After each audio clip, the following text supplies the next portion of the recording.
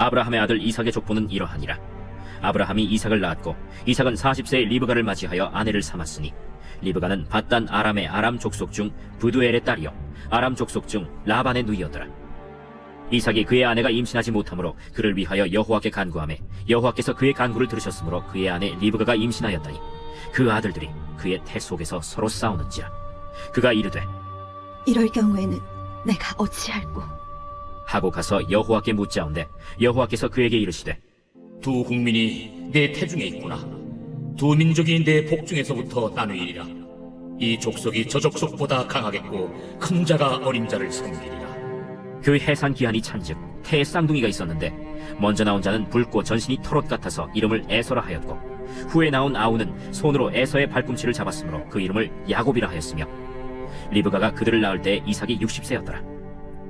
그 아이들이 장성함에 에서는 익숙한 사냥꾼이었으므로 들 사람이 되고 야곱은 조용한 사람이었으므로 장막에 거주하니 이삭은 에서가 사냥한 고기를 좋아하므로 그를 사랑하고 리브가는 야곱을 사랑하였더라.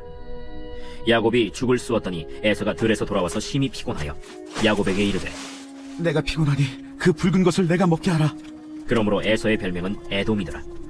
야곱이 이르되 형의 장자의 명분을 오늘 내게 팔라. 내가 죽게 되었으니 이 장자의 명분이 내게 무엇이 유익하리요?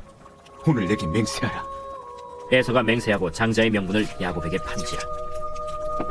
야곱이 떡과 팥죽을 에서에게 주매 에서가 먹으며 마시고 일어나 갔으니 에서가 장자의 명분을 가볍게 여김이었더라.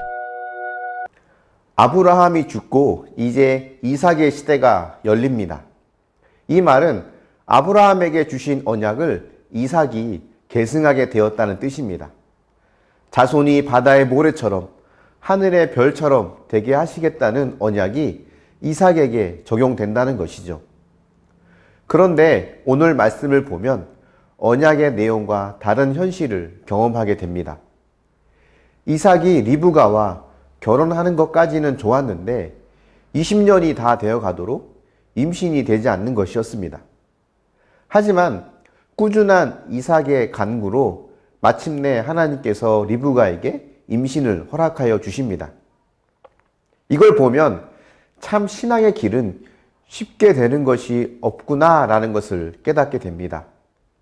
이삭과 리브가뿐 아니라 믿음의 사람들 중엔 쉽게 형통하게 일이 풀리는 사람들보다는 오랜 기다림 끝에 응답을 얻는 사람들이 많은 것 같습니다. 하나님의 복을 받지 못한 사람처럼 보이는 긴 세월을 잘 견디는 것이 하나님의 복을 받은 사람들의 삶인 것 같습니다. 여러분, 예수 믿고 사는 것이 고단합니까? 힘드십니까? 사실 그것은 당연한 것입니다. 세상이 모두 내 뜻대로 된다면 우리가 하나님을 찾고 구할까요? 그래서 인내하고 견디는 것 자체가 하나님께 드릴 예배이며 믿음의 열매입니다. 하나님은 그 시간을 통해 우리에게 하나님을 더 알고 경험하기를 원하십니다. 왜냐하면 하나님을 아는 것이 그 어떤 것보다 가치 있고 중요하기 때문입니다. 20년 만에 임신하여 쌍둥이를 가지게 된 리브가의 뱃속에서 두 형제가 서로 싸웠나 봅니다. 이 문제로 하나님께 기도하자 하나님은 큰 자가 어린 자를 섬길 것이다 라고 하십니다. 이것이 무슨 뜻일까요? 창세기의 주요 원리 중 하나는 장자가 대를 잇는 세상의 방식을 따르지 않는 차자 선택의 방식입니다. 아브라함의 자녀 중 이스마엘이 아닌 이삭을 택하시고 이삭의 자녀 중에서 에서가 아닌 야곱을 택하셨으며 야곱의 자녀 중에서 르우벤이 아닌 유다를 택하신 것이 그렇습니다. 유다의 자녀 중에도 형인 세라가 아닌 동생인 베레스가 선택됩니다. 이것이 의미하는 바는 이 세상은 하나님에 의해 다스려지는 것임을 말하고 있는 것입니다.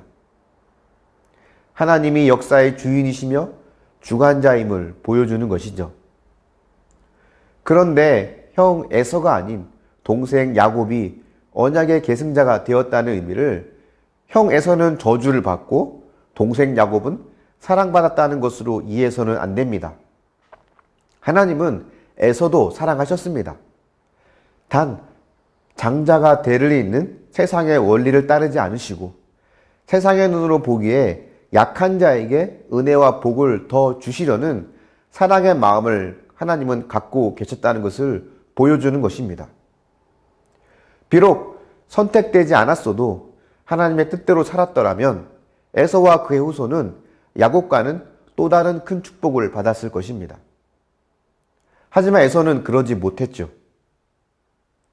에서가 사냥을 좋아했다고 하죠. 에서에게 사냥은 생계를 위한 수단이 아니었습니다. 그저 오락이었습니다. 이것은 그가 얼마나 방탕한 자였는지를 보여주고 있는 것입니다. 오늘 본문에서처럼 장자의 명분을 우습게 여기는 모습은 그가 하나님의 언약, 신앙의 계승에는 전혀 관심이 없다는 것을 보여줍니다.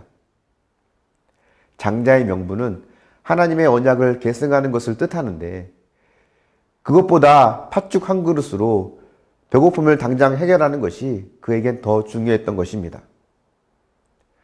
에서가 왜 이런 삶을 살게 된 것일까요? 선택받지 못해서일까요? 그렇지 않습니다. 하나님은 에서도 사랑하셨고 에서를 향한 계획을 갖고 계셨습니다. 그런데 에서는 그것을 거부한 것입니다. 그래서 마음의 중심에 무엇이 있느냐가 제일 중요한 것입니다. 내가 무엇을 하느냐보다 어떤 태도로 하느냐가 더 중요하죠. 아무리 예배를 드리고 기도를 하는 등 거룩해 보이는 일을 해도 마음의 중심에 하나님과 그분의 말씀이 아닌 내가 있다면 그것은 에서의 길을 가는 것입니다. 우리의 중심은 누구를 향해 가고 있는지 점검해 보시기 바랍니다. 가정을 지키고 가족을 돌보며 직장에서 일하고 교회에서 예배드리고 공동체를 살피는 이 모든 일이 하나님께 드리는 거룩한 예배가 되기를 축원합니다. 묵상해 보십시오. 오랫동안 기다리는 신앙생활이 고단하고 힘겹습니까? 무엇을 기다리는 것이 가장 힘듭니까? 마음에 하나님의 말씀이 있기 위해서 매일 말씀을 묵상하고 있습니까? 기도하겠습니다. 사랑의 하나님, 이삭을 향한 하나님의 계획이 있고 또 에서를 향한 계획이 있음을 믿습니다. 하지만 에서처럼 하나님의 계획에 무관심하며 자기 욕망과 욕심을 따라가는 방탕한 자가 되지 않기를 원합니다. 자격 없는 이삭이지만 그를 택하시고 신실하게 그를 향한 계획을 이루어 가시는 것처럼 언제나 우리와 함께하길 원하시며 우리를 포기하지 않으시는 하나님의 사랑을 우리가 기억합니다. 그 사랑 앞에 우리가 언제든 달려갈 수 있도록 우리의 마음을 열어주시고 힘겹고 어려운 신앙생활을 해나갈 때 하나님께서 주시는 위로로 새 힘을 얻을 수 있도록 인도하여 주시옵소서. 하나님이 내 삶의 중심이 되길 원합니다. 무엇을 하느냐보다 어떤 태도로 임하느냐가 더 중요한데 가정을 지키고 가족을 돌보고 직장에서 일하며 사람들과 관계를 맺고 예배를 드리고 하는 이 모든 일들이 하나님 앞에 거룩한 예배가 될 수 있도록 우리 마음 중심에 주님이 찾아와 주시고 그분을 우리 마음에 모실 수 있도록 우리 또한 매일 말씀으로 묵상하며 말씀을 묵상하며 살아갈 수 있도록 인도하여 주시옵소서. 감사드리며 예수님의 이름으로 기도합니다. 아멘.